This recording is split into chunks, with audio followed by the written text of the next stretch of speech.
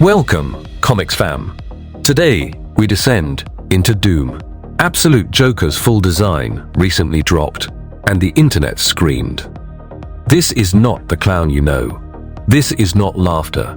This is blasphemy wearing human skin. This is the absolute Joker.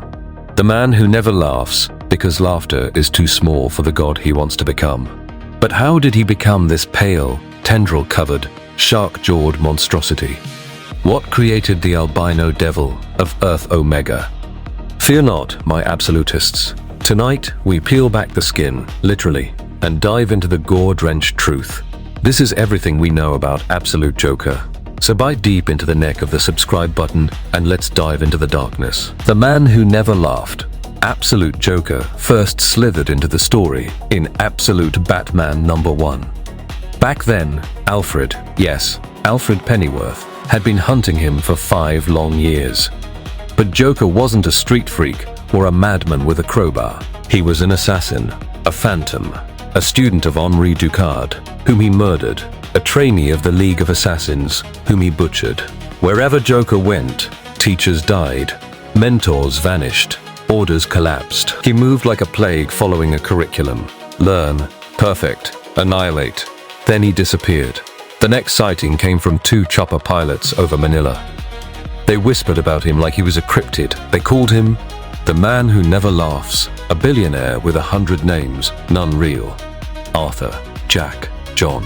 All lies. He didn't smile. He didn't joke. He was dubbed Joker sarcastically because he was the one man alive who found nothing funny. Industrialists bowed to him. Politicians feared him. Nations submitted to him.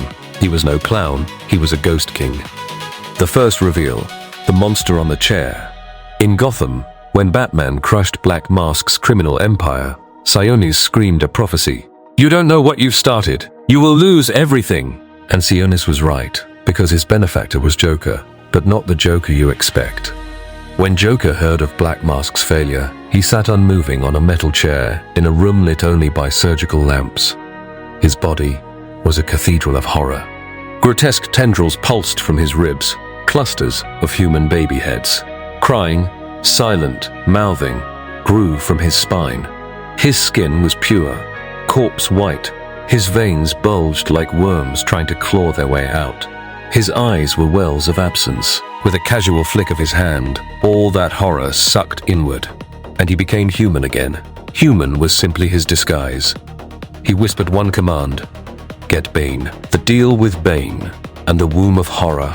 After Bane escaped Pinajuro, Joker was waiting on the shores of Santa Prisca. But this was a different mask. He dressed like an aristocrat. White suit, white shoes, umbrella carried by guards. Beautiful women lounged beside him. But Bane's father felt it. Something moved in the bellies of those women. Something shifting, squirming, growing.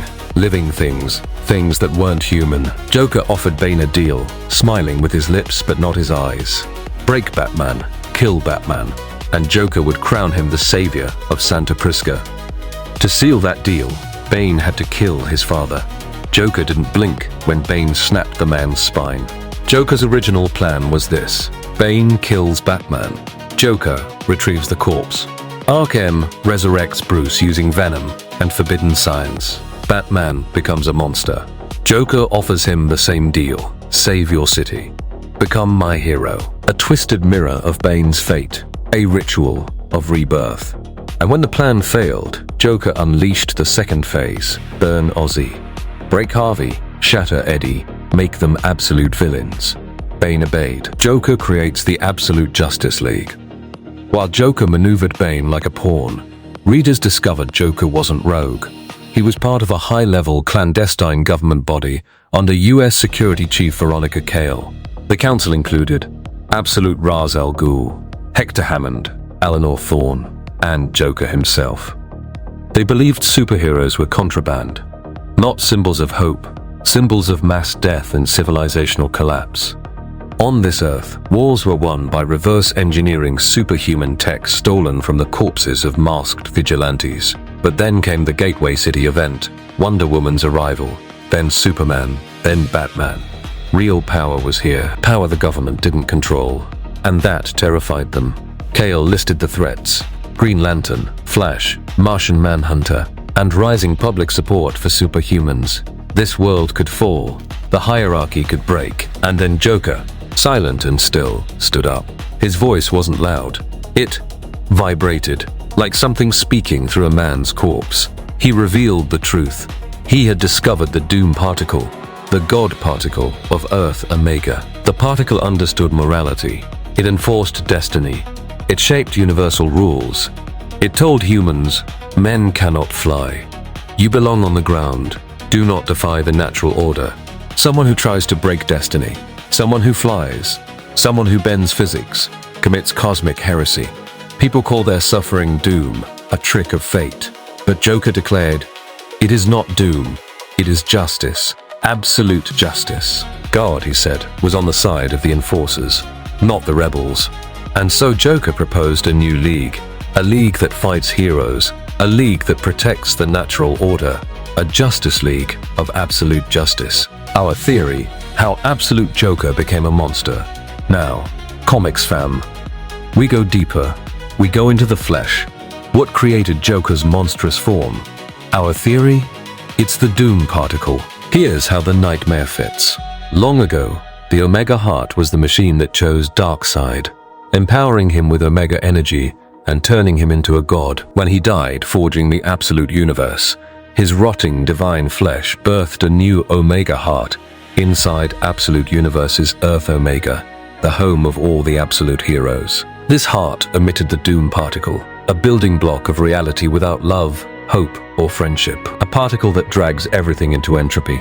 A particle that feeds on morality and spits out despair.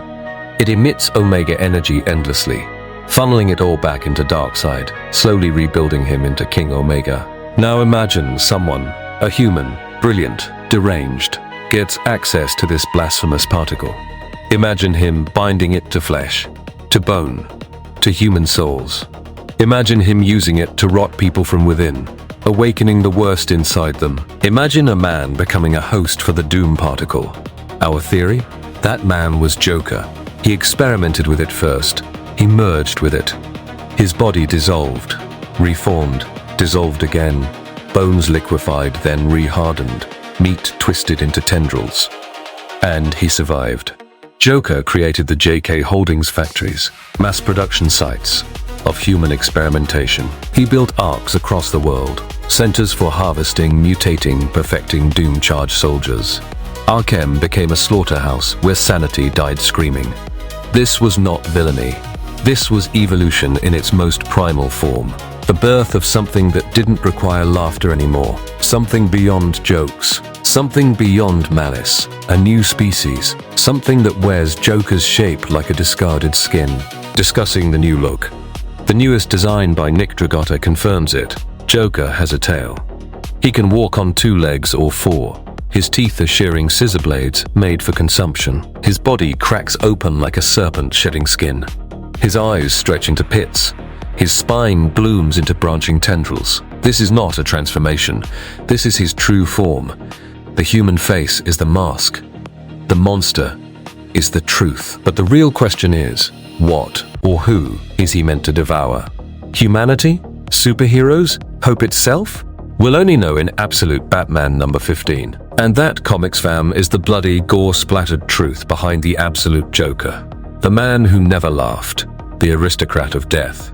The Doom Particle Priest. The Omega-hearted aberration. The god who wants justice without mercy. Once the next issue drops, we will rip into the story page by page and peel back every last layer of this nightmare. Till then, go absolutely wild in the comments. Tell us your theories, your horrors, and your speculations about what Joker truly is. Stay tuned, stay twisted, stay absolute.